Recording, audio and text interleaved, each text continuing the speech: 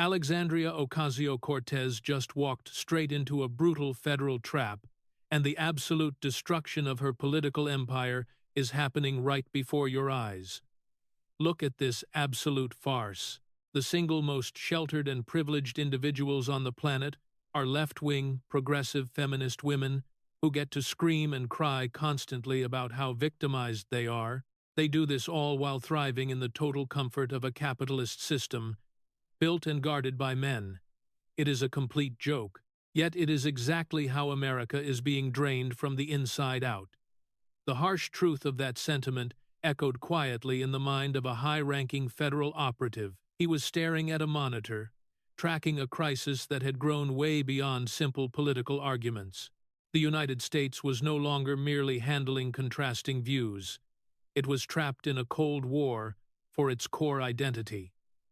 It was a calculated, systemic attack, where the country's cultural pillars were being deliberately sold out for pure, unfiltered political leverage. Nowhere was this psychological warfare more fiercely unleashed than in the heart of New York City.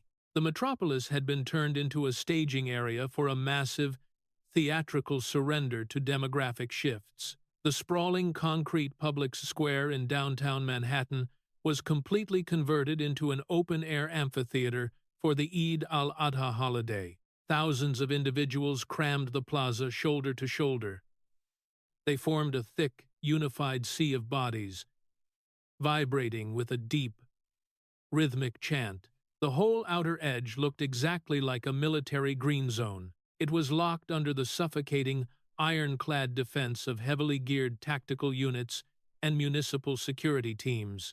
Their eyes constantly scanned the masses, enforcing a rigid wall between the artificial performance inside and the real American city outside.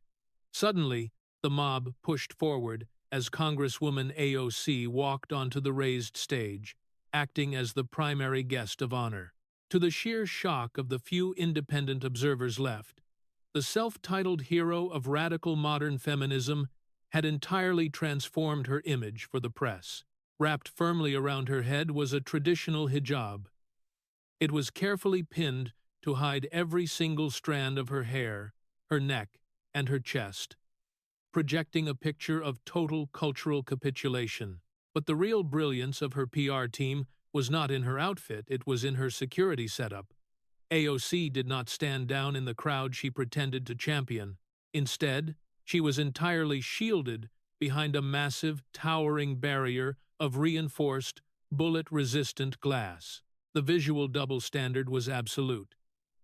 From inside her heavily fortified, armored bunker, she tweaked the microphone. She projected her voice over a plaza, demanding inclusion, all while cowering behind military-grade protection. Today, we honor Prophet Ibrahim. AOC's voice thundered through the heavy-duty speaker system, dripping with a highly rehearsed, theatrical rhythm. She leaned on the podium, waving her hand toward the audience. He reminds us that sacrifice is not a burden. No, it is a profound opportunity to see ourselves as part of something much larger. An opportunity to extend a hand to our neighbors. She instantly pivoted into her usual demagogic routine, smoothly blending religious emotion with progressive bait-and-switch strategies. I am determined to lead this city in fierce solidarity, she screamed into the mic, her voice bouncing off the glass towers. We are here to fight for your everyday survival, to stand in solidarity for groceries, for affordable housing, and for the dignity of every family in New York. The audience exploded into a synchronized wave of cheers as she delivered her final, heavily scripted pleasantries. She wished them a joyful, blessed holiday, shouting a booming Eid Mubarak. Looming right in her shadow, standing on that exact same raised stage, was New York City Mayor Eric Adams. The independent media had long ago branded him Mayor Madami. Totally absorbed in the political pandering, Adams was wearing traditional male Muslim clothing. It was a long, oversized garment that draped all the way down to his ankles. He didn't utter a single syllable. He merely stood behind the Congresswoman, his face frozen in a cold, scheming smirk as he watched the cultural subversion of his own city unfold. But underneath the lofty talk of unity and progressive freedom, a harsh, uncompromising social reality was happening right on the pavement. For the entire length of the massive gathering, a rigid, unquestioned rule of religious gender segregation was brutally enforced.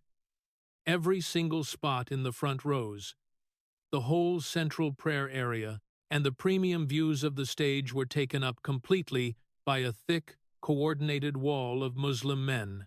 Not one single woman was permitted anywhere near the front lines, or anywhere close to the zones of media visibility.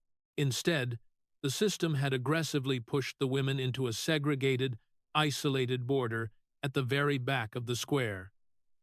They were tucked away to comply with severe religious mandates, the progressive left's screaming, televised loyalty to women's rights had evaporated.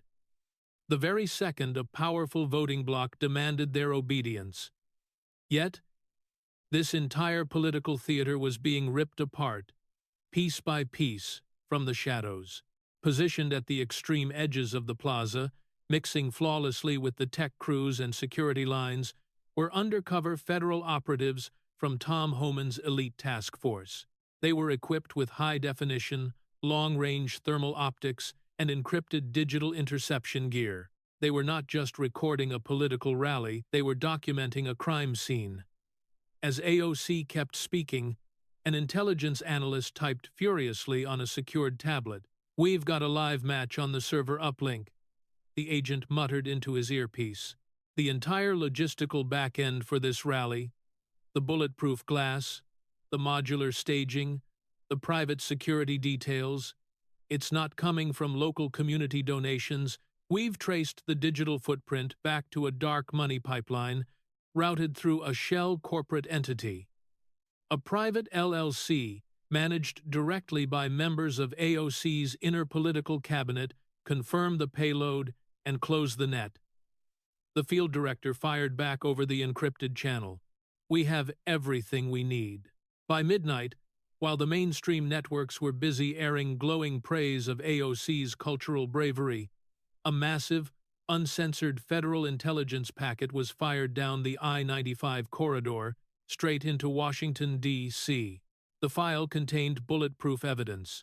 It proved that the rally was a highly coordinated, unlawfully financed stunt, built to manipulate local city power dynamics using untraceable campaign cash. Sitting in his office, under the harsh glare of his desk lamp, Tom Homan analyzed the last page of the tactical report. His face was entirely blank, but his eyes were like stone. He did not waste a second on empty PR statements or political games.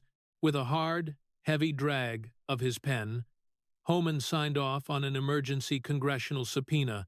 The street theater in the public square was officially terminated. The Congresswoman was about to be yanked out of her bulletproof bunker to face a vicious, direct reckoning on the House floor. The ink on that emergency order had barely set before the cold, ruthless reality of Capitol Hill took over. Inside the massive hearing chamber of the House Oversight Committee, the air was unbearably tight. It was lit by rows of sterile, buzzing fluorescent bulbs that stripped away any fake political polish. This was the slaughterhouse. Mounted along the back and side walls, the high-def cameras of the nation's media giants, Fox News, CNN, and MSNBC, stared down like digital predators. Their live broadcast graphics were already rolling, pushing split screens to millions of nervous Americans watching nationwide. At the absolute center of the room sat Tom Homan. Acting as the uncompromising law and order hammer of the administration, Homan looked like a true federal powerhouse. He was unflinching, stone-faced, radiating an aura of total dominance. He fixed his glasses, leaned slightly into his microphone, and shattered the heavy quiet with a gritty voice that demanded instant compliance. "This committee will come to order," Homan barked, his tone dead flat and unblinking. He locked his stare right onto the witness desk. "Today, we are here to demand a clear, unredacted accounting from Representative Ocasio-Cortez regarding the transparency or total lack thereof surrounding the foreign and domestic funding structures backing her recent political operations in New York City. Congresswoman, the financial pipeline of your office is under review, and the American people deserve to know exactly who was pulling the strings. Before Homan could even wrap up his introduction, AOC grabbed the offensive. Refusing to be pushed into a corner, she aggressively dragged her mic closer, her hand squeezing the base as she intentionally talked over him. Her voice immediately spiked in pitch and volume, instantly triggering the progressive left's highly practiced routine of systemic victimhood. Mr. Chairman, I will not sit here and allow this body to be used as a political weapon, AOC screamed into the mic. Her voice rattled the chamber speakers as she immediately turned a legal probe into a dramatic stadium protest. She waved her hands frantically, her eyes glaring with manufactured outrage. Let's call this partisan circus exactly what it is. This entire hearing is nothing more than a coordinated, deeply misogynistic assault by the patriarchy and the oligarchy. It is designed to silence and intimidate a progressive woman of color who dares to stand up to their corrupt power structures. Knowing the cameras were catching her every micro-expression, she instantly fired off an aggressive counterattack against the administration. She was desperate to steer the public's focus away from her own banking irregularities. You want to talk about transparency and crime? AOC mocked, aiming an accusing finger across the chamber, her voice oozing with calculated anger. Donald Trump is a convicted criminal who was found legally guilty of 34 felony counts of financial fraud. He is a pathological liar, a documented predator, and a fraudster who spent his entire career manipulating the stock market for his billionaire cronies. That is the reality. I am here today because I refuse to bow down to a thieving establishment, and because I am the only one left fighting to protect the rights of everyday women and the underprivileged from being crushed by your authoritarian agenda. Up in the public viewing area, the highly organized group of her most extreme followers, the exact crowd.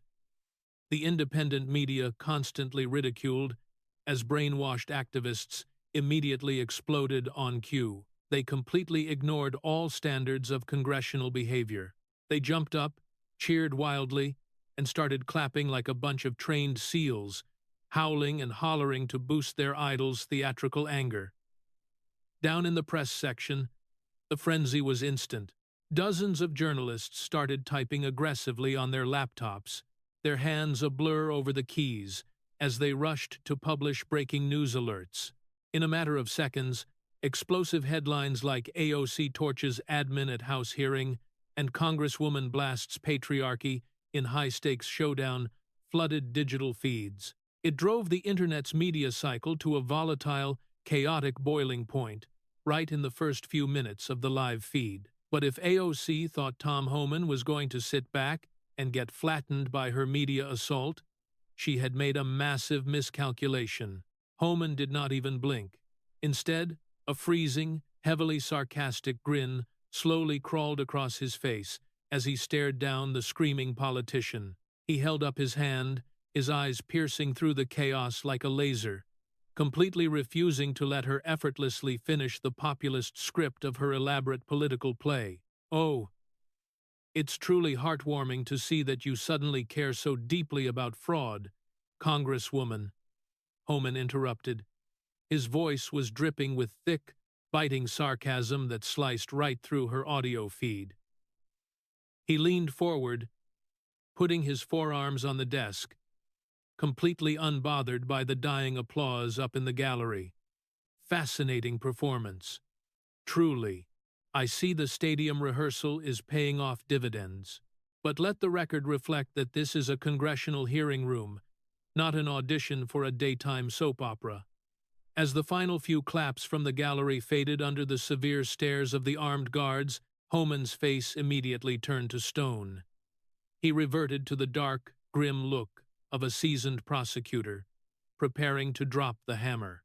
You love to talk about fighting the oligarchy, and you love to preach to your fan base about protecting the vulnerable, Homan stated, his voice dropping to a deadly, quiet certainty as he reached down to a pile of manila folders.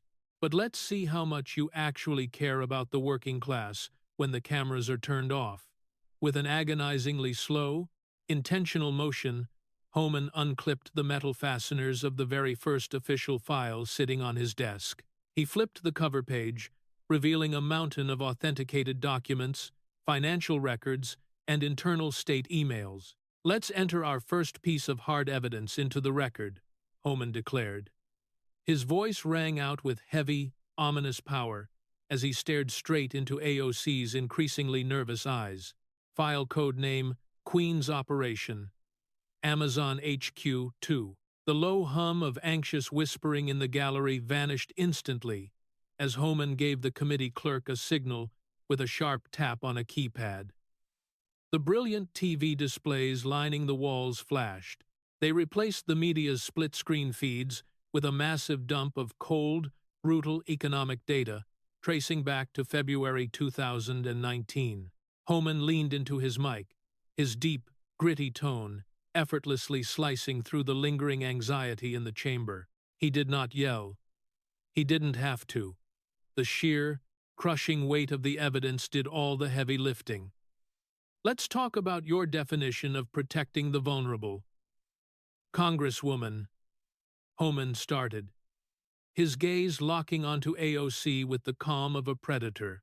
"In February of 2019, you proudly led a high-profile crusade of protests and media campaigns to run Amazon out of New York. You demanded they cancel their plans for a second headquarters, HQ2, in Long Island City, Queens. You framed it as a triumph for the little guy. But let's look at what your ideological vanity actually cost the people who foolishly trusted you to represent them." Homan slammed his finger onto the open file, pointing toward the bright screens. "Here are the brutal, unvarnished numbers," Homan pressed on, his tone leaking absolute icy conviction. 25,000 high-paying, career-building jobs were completely wiped off the board. 25,000 working-class residents in your own congressional district watched their futures vanish because you needed a progressive talking point for cable news. And it didn't stop there. By killing that deal, you single-handedly starved New York City and New York State of a projected $27.5 billion in tax revenue over a 20-year period. That is money that could have funded hospitals, paved roads, and sustained communities. But you sacrificed it all on the altar of progressive optics. AOC's jaw locked tight, her body going rigid as the raw, undeniable numbers glared back at her from the displays. Homan, however, was just getting started. He leaned in, a razor-sharp, mocking gleam in his eye, as he got ready to tear apart her most infamous financial mistake. "But the absolute crown jewel of this entire debacle," Homan said, his voice morphing into a harsh, insulting rhythm, "was your spectacular, mathematically absurd claim to the public that New York could simply keep the $3 billion in tax incentives offered to Amazon and instead spend it on fixing the subways, building schools, and hiring teachers. It was a masterclass in socialist imagination." Homan stopped, letting a heavy, humiliating silence flood the chamber before dropping the absolute hammer. "Let me break down basic economics for you, Congresswoman, since your Ivy League degree apparently skipped that chapter. That $3 billion was not a liquid lump sum of cash sitting inside a government vault, waiting for you to write a check. It was a tax break. It was a discount on future revenues that Amazon would have generated only if they built the headquarters and put 25,000 people to work. You cannot spend money that was never created.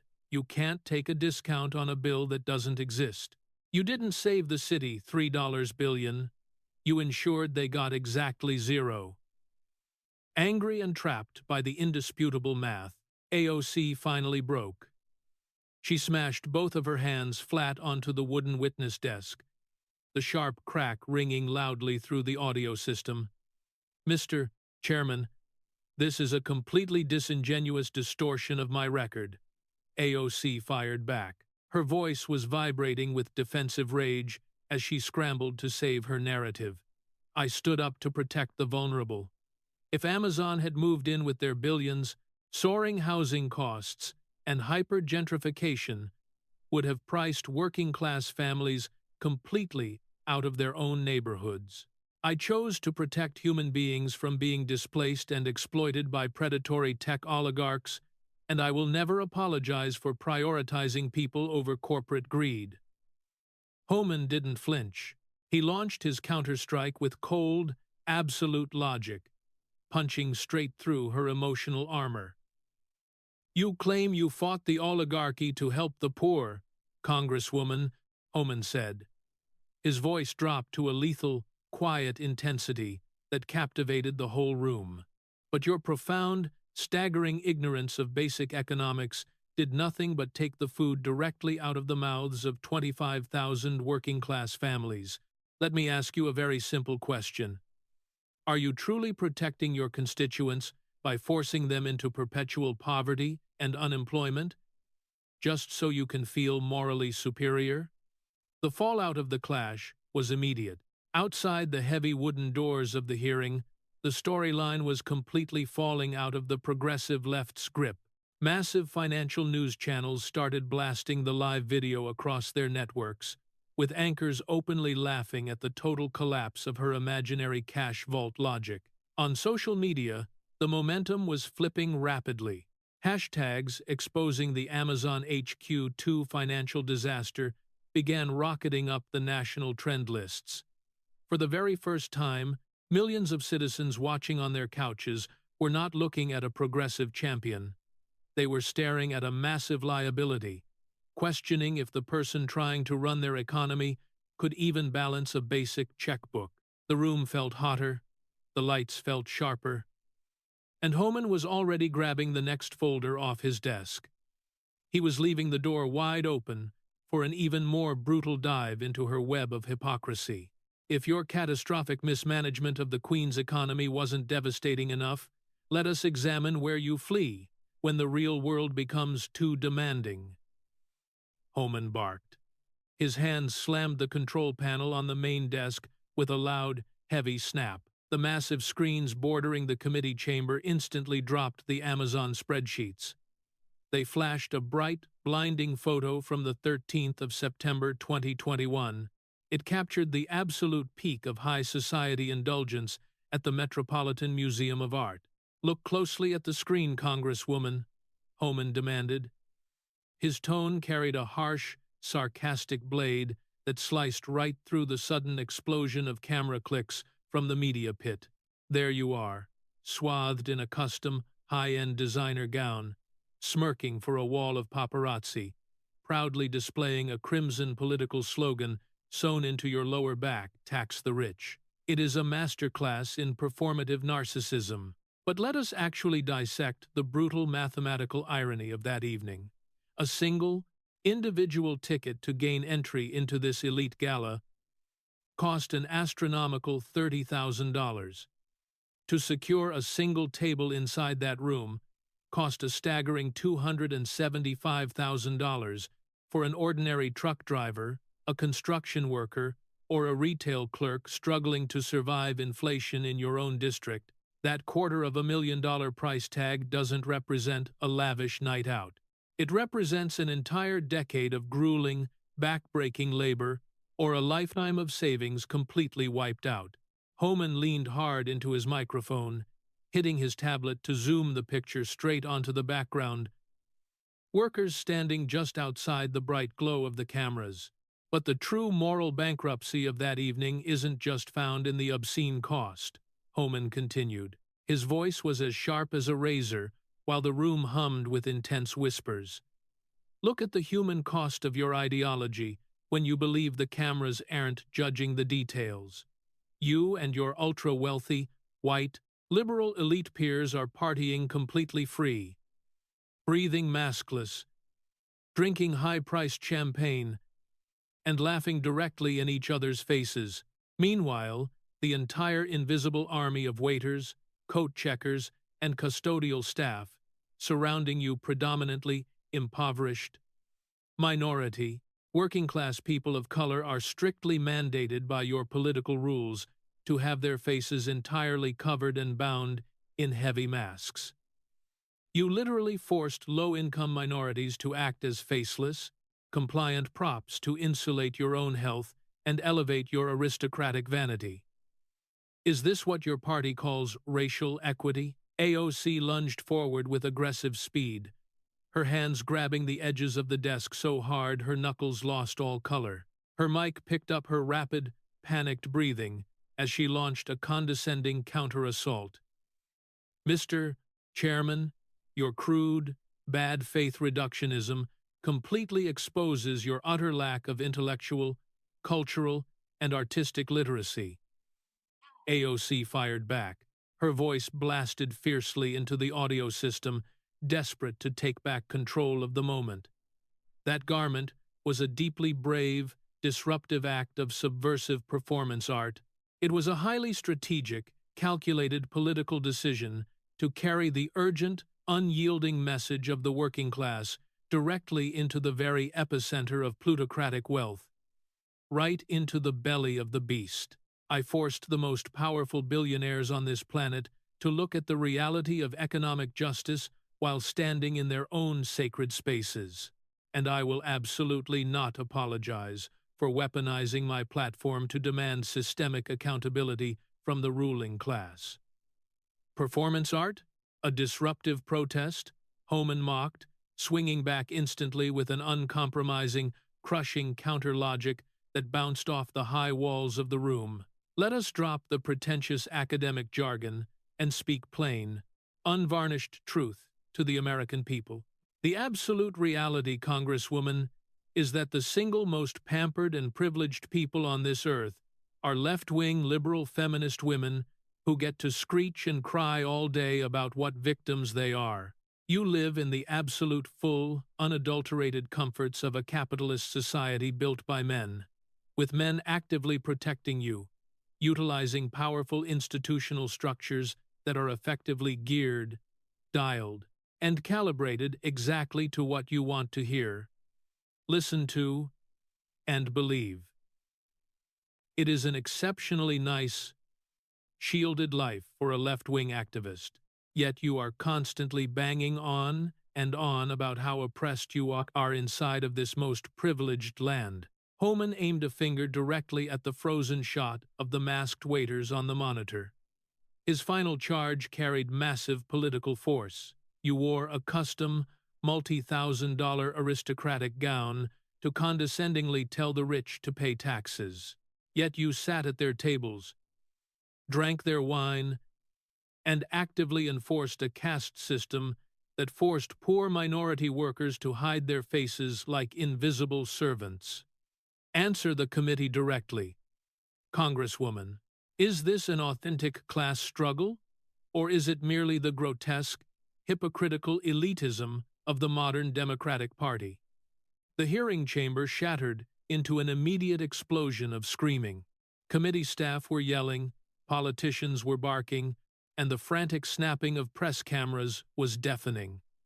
Outside the heavy oak doors, the digital world was already blowing up across X. A massive, unstoppable crisis of trust was happening in real time. Blue-collar laborers and union influencers aggressively shared the zoomed-in photos of the masked minority crew standing like erased ghosts behind the unmasked elite socialites. The viral tsunami completely destroyed her carefully manufactured progressive image. It turned her ultimate media victory into a blinding symbol of left-wing hypocrisy. It left her scrambling in a panic as the floor beneath her started to cave in. Before the internet can even finish processing the spectacular hypocrisy of your designer wardrobe, let us pivot to a ledger that is far more legally toxic, your campaign bank accounts, Homan declared. He refused to give her even 1 second to breathe, aggressively smashing a thick third folder down onto the podium. The cover label displayed the official stamp of the Federal Election Commission.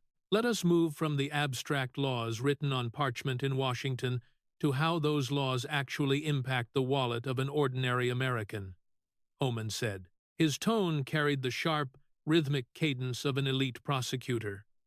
In this country, campaign finance laws exist for a very simple, practical reason. When a working-class citizen, say, a line cook or a cleaning lady in New York, takes $5 or $10 out of their hard-earned paycheck and sends it to a politician, the law demands a public receipt. It is designed to ensure that politicians cannot take money from regular people and secretly spend it on backroom deals. That is the law on paper. But in the real world, your office treated those transparent laws like a minor inconvenience to be bypassed. Homan cracked open the FEC reports, displaying the audited financial logs on the massive screens for the entire audience to witness. During your rise to power, your own chief of staff, Saikat Chakrabarti, orchestrated a highly sophisticated financial scheme. Homan attacked, pointing straight at the numbers on the screen. Your office systematically redirected over $1 million in small-dollar grassroots donations away from traditional, transparent campaign committees. Where did that $1 million go? It was funneled directly into two private limited liability companies, specifically registered under the name Brand New Congress, LLC. Now, for the everyday citizens watching at home who do not understand Washington grift, let me explain exactly what an LLC does. Unlike a public political campaign, a private LLC is a corporate black box.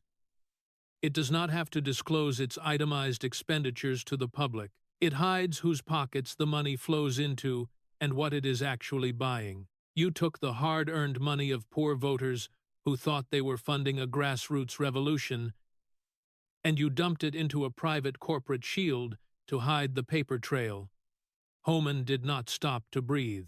He instantly linked the banking fraud straight back to the concrete of Manhattan. And here is the most damning part of the ledger. Homan boomed, his voice climbing over the sudden whispers of the press section. Our federal investigators have fully tracked the digital footprint of that exact dark money pipeline. That $1 million from your private LLC did not fund local community outreach. It was used to covertly bankroll the massive, high-end infrastructure for your recent Eid al-Adha public square spectacle in New York. Your private corporate cash paid for the high-end audio arrays, the modular staging, and the very bulletproof glass wall you hid behind.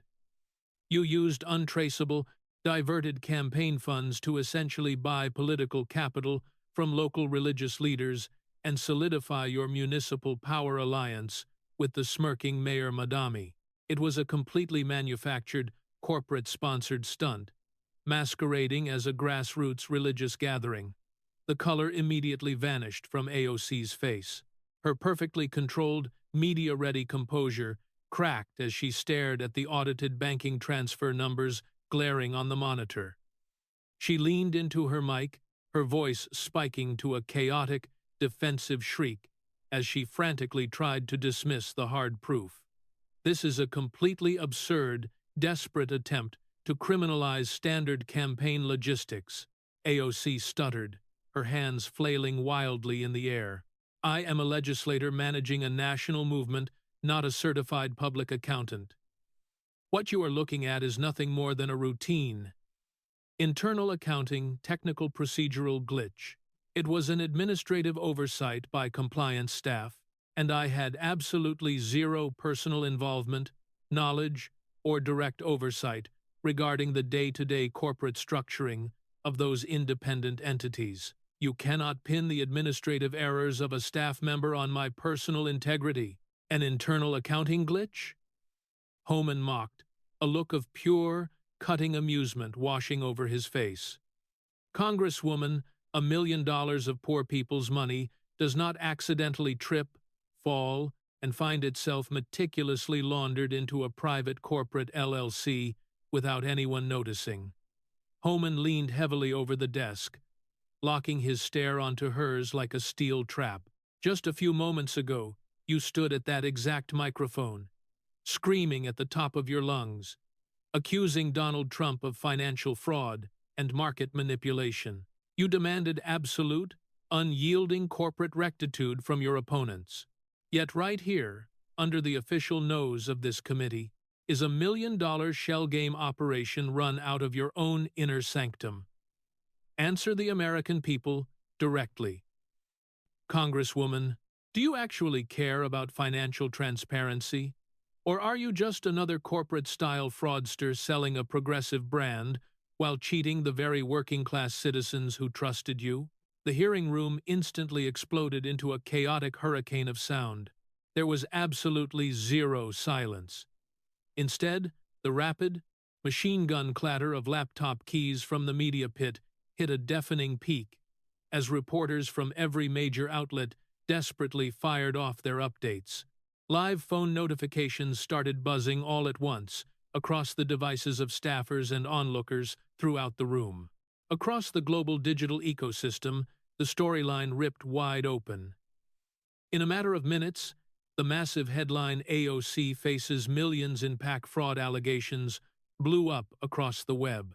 It instantly shot up to the absolute #1 trending slot worldwide on X and Google. The perfectly engineered mask of the progressive left's favorite idol was crumbling live on national TV. It left her totally exposed to the exact same standards of purity she had spent her whole life weaponizing against her enemies. As the press cameras continued to flash, exposing her broken composure, Homan did not let the chaos consume the chamber. Instead, he leaned hard into the mic to shift from bank fraud to a much darker form of progressive deception.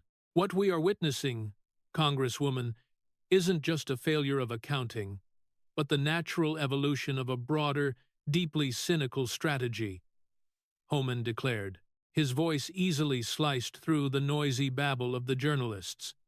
The modern democratic establishment treats the American electorate not as intelligent citizens, but as a captive audience to be manipulated through what can only be described as a cheap, deceitful, kabuki theater. He waited, letting the heavy insult hang under the humming lights before tearing down the left's entire charade of identity politics. In the real world, cultural heritage is something to be respected, but within your party's playbook, it is merely a seasonal wardrobe choice. Homan hammered, waving toward a new pile of authenticated media reports.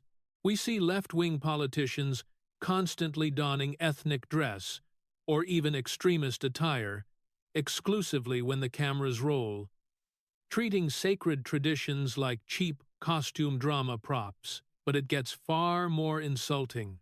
Your faction routinely treats minority communities with a patronizing disdain that borders on the grotesque. We have documented instances of progressive leaders faking Indian accents or deliberately adopting broken English the moment they step into a room full of Black Americans. Think about the absolute condescending arrogance of that behavior. It operates on the disgusting, patronizing assumption that to connect with minorities, you must first insult their intelligence by butchering standard American grammar and mimicking their identity. The audience in the gallery started to rumble loudly, the partisan anger twisting like a tightly wound spring. AOC's eyes narrowed into slits, her fingers tapping wildly against the table as she felt the jaws of the trap snapping shut. But let us look at a highly specific, unredacted example of your own theatrical repertoire. Homan escalated, flipping a page in his thick file. Let us talk about a very pleasant, intimate breakfast you enjoyed with a notorious radical activist named Zoran. During that morning meeting, far away from the sanitized press releases of your public relations team, you actively engaged in a strategic discussion to globalize the Antifa, or as your radical allies prefer to phrase it, globalize the Intifada. The direct mention of that sit-down completely shattered whatever was left of AOC's forced calm. Her face burned a violent, furious red. She leaned her entire body over the mic, totally tossing aside all congressional rules as she violently shrieked over Homan's speech. "That is an absolute, out-of-context fabrication," AOC screamed, her voice fractured under the intense weight of sudden panic, her yelling booming loudly through the room's audio feed. "Mr. Chairman, I demand you halt this slanderous assault. That clip is a completely doctored, deceptively edited piece of propaganda. It is a flat-out lie, and it never happened according to the reality of that clip." The hearing chamber instantly blew up into a total pressure cooker of screaming. Fanatics in the gallery started bellowing. Journalists were literally falling out of their seats to capture her meltdown, and the whole room teetered on the brink of total, unhinged madness. Homan, completely unfazed by her hysterical explosion, simply raised a cold, wave-off hand toward the tech booth at the back of the room. "If it is a lie, Congresswoman, then you should have no objection to the committee reviewing the raw, unedited master tape," Homan fired back. His tone was a freezing contrast to her frantic shrieking. "Clerk, please play the original, untampered audio and video recording of the Congresswoman's breakfast meeting over the House Public Address System." A loud digital click blasted through the room. Suddenly, AOC's own unmistakable voice echoed out of the high-end public speakers. It was clear, uncut, and brutally precise.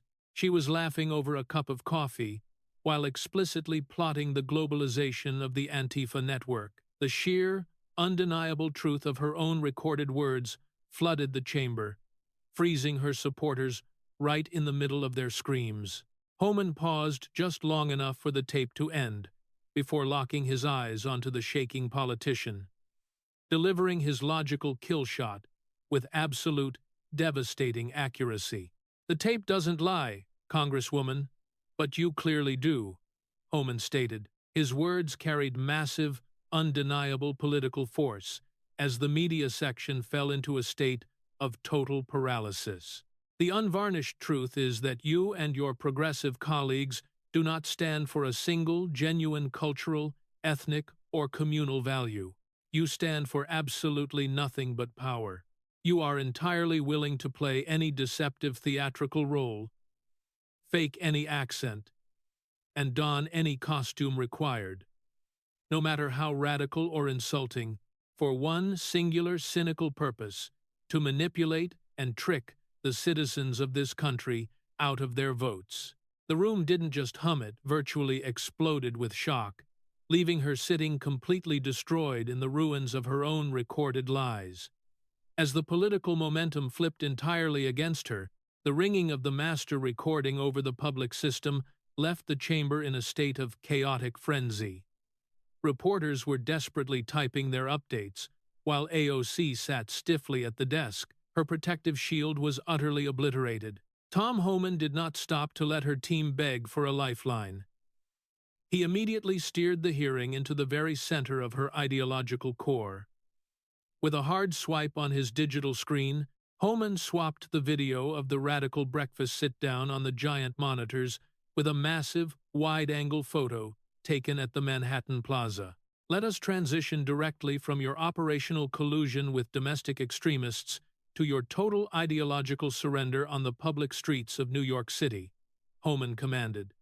His voice projected the freezing, calculated authority of a senior prosecutor. "Look at the monitor, Congresswoman. This is the foundational image of your current political brand." On the bright displays, the picture showed AOC standing safely behind the heavy, military-grade bulletproof glass wall, her head totally covered in a traditional headscarf. "You stand at that podium draped in a hijab. Let us strip away the progressive public relations spin and look at the absolute cultural and religious reality of that garment," Homan said, pointing a finger right at the screen.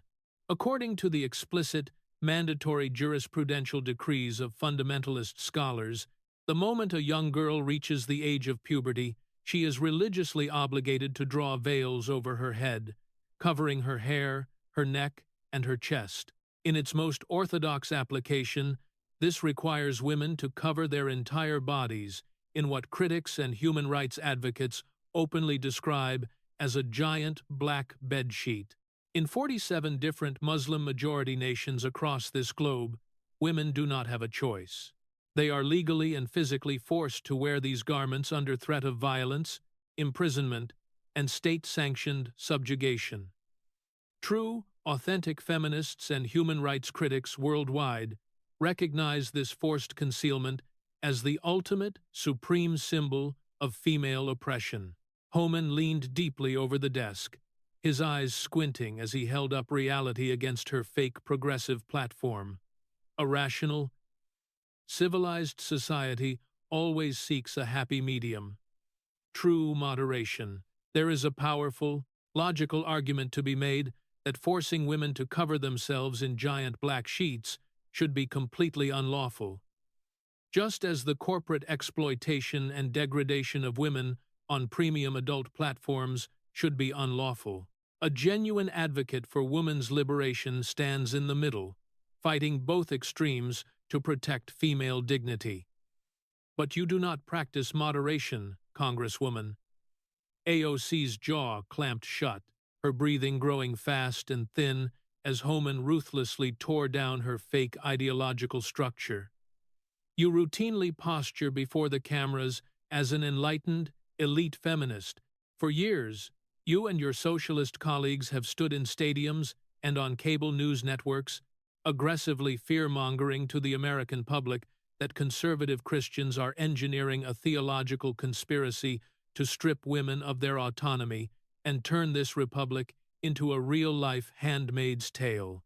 You claim to be terrified of traditional Western values, yet the very moment you are presented with a calculated political opportunity in New York City, you completely capitulate. You voluntarily don the hijab, walk onto that stage, and bow down directly to radical ideology. The single most systematically sexist, patriarchal, and oppressive system existing on the face of this planet. The chamber erupted into a massive crossfire of shouting from lawmakers. But AOC pushed through the noise, leaning heavily into her microphone. Her voice was shaking with intense, defensive rage as she desperately tried to claw her way back into the fight. Mr. Chairman, your deeply bigoted, colonialist analysis completely distorts the entire spirit of that event. AOC shrieked. Her knuckles turned pure white as she strangled the edge of the witness table. I was invited to that plaza as a guest of honor to celebrate Eid al-Adha with thousands of my constituents. My decision to wear that headscarf was not capitulation. It was an act of profound cultural humility, basic religious literacy, and intersectional solidarity with a historically marginalized community. I wore it to show absolute respect for diversity while standing within their communal space. And your attempt to weaponize a beautiful moment of religious unity to attack my feminist credentials is a disgusting, xenophobic smear. Humility? Solidarity?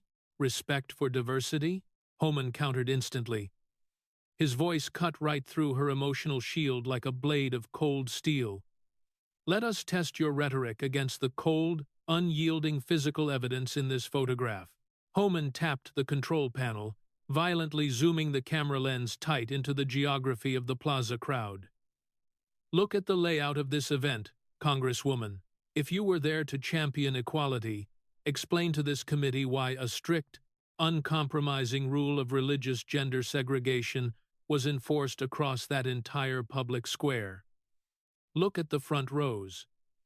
Look at the primary space before the stage.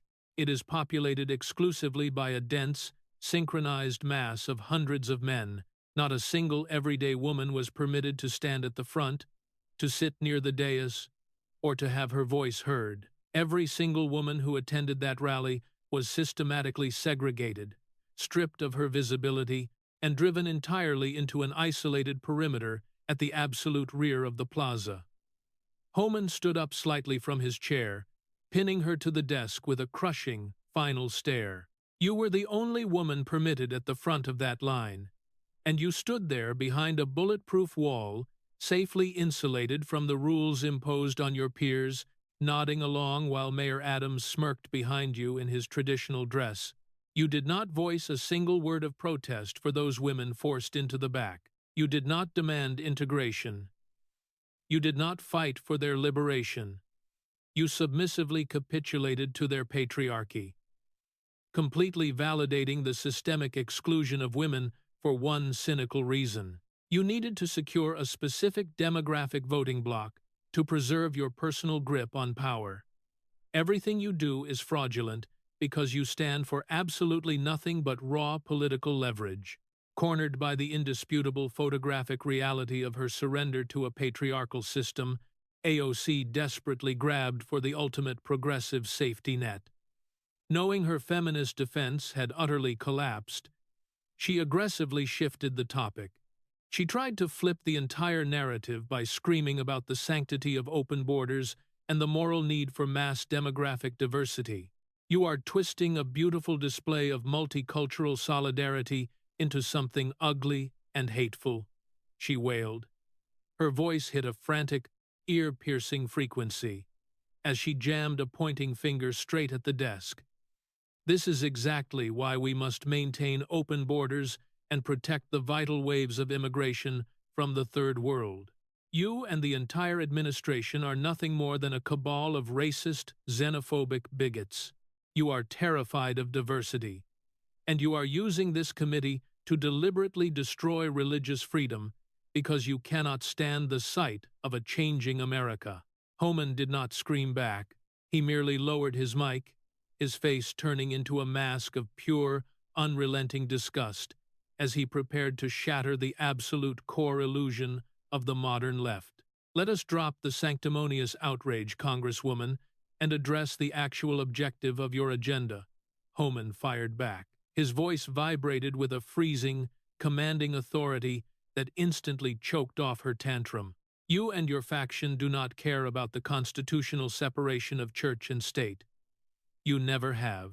What you truly want, what you are actively engineering, is the complete separation of Christianity from the United States of America. Homan leaned hard over the desk, forcing her to hear the unvarnished geopolitical truth. We do not need to guess what your policies look like. We have the glaring, real-world precedent staring us in the face, Homan stated, his tone cold, methodical, and totally relentless. Look at Minneapolis. The massive influx of unassimilated immigrants did not create a melting pot. It created a fractured cultural colony, operating under its own entirely separate societal rules. And now this committee is watching the exact same process rapidly unfolding right here in New York City, actively facilitated by you and the smirking Mayor Adams. He paused, letting the heavy quiet suck the entire chamber in before dropping a historical and theological execution. You want to lecture this room on theology? Let us look at the oldest warnings recorded in human history. The book of Deuteronomy lays out the consequences of your exact strategy with terrifying precision, Homan quoted, his deep baritone bouncing off the walls. Be careful of the foreigners. If you let too many in, they will rise higher and higher above you, and you will go lower and lower. They will hold the treasures of your land. They will become the majority. They will rule over you, and you will become subservient in your own nation. AOC sat utterly frozen, her breath caught deep in her throat, as Homan elevated the fight from a basic policy debate to a brutal war for the very survival of the Republic. A nation is not a magical list of nice values written on a piece of parchment hundreds of years ago, Homan declared, his eyes locked onto hers with devastating, crushing force. A nation is its people. If the United States ceases to have its foundational majority, the fundamental nature of this country changes entirely, and the America we know will cease to exist. When you import the people, you import their nation, and you import their ideology. They are not coming here to assimilate. They are coming for conquest. And what you are aiding is pure colonization. The sheer, suffocating weight of the macro-political reality finally broke her. AOC's perfectly engineered public image shattered completely. Stripped of all her talking points and backed into a corner with absolutely no exit, she lost every ounce of control. She broke down, sobbing hysterically right into the microphone. Her voice was a chaotic, defeated mess as she threw out wild, incoherent claims that Homan and the committee were running an unjust, tyrannical political witch hunt designed to crush a woman of color. Homan did not argue with her tears. He offered absolutely zero pity. He just reached out and smashed the master control button on his digital panel. The towering monitors above the chamber instantly fractured into 3 stark, high-contrast panels, launching a real-time, side-by-side legal cross-examination of her entire testimony. Panel 1 flashed her sworn, crying denial of knowing anything about the PAC cash.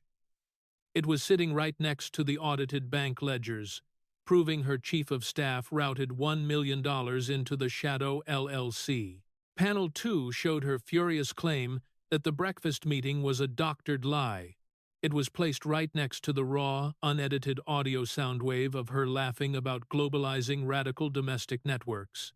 Panel 3 contrasted her opening monologue about defending women's freedom, right against the overhead drone photo of the strictly gender-segregated New York Plaza. It showed her standing protected behind bulletproof glass, while the minority women were cast out to the very back.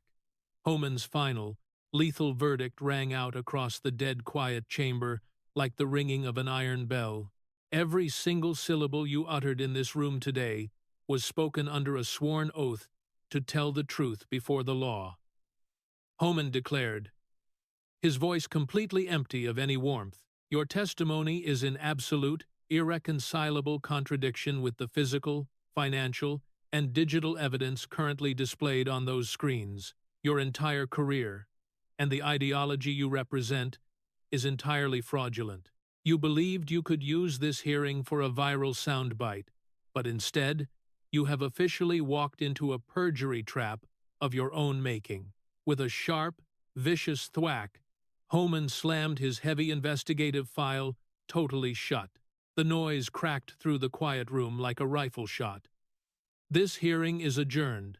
I am hereby transferring your entire dossier, including all evidence of campaign finance fraud and multiple counts of perjury, directly to the Department of Justice for immediate criminal prosecution.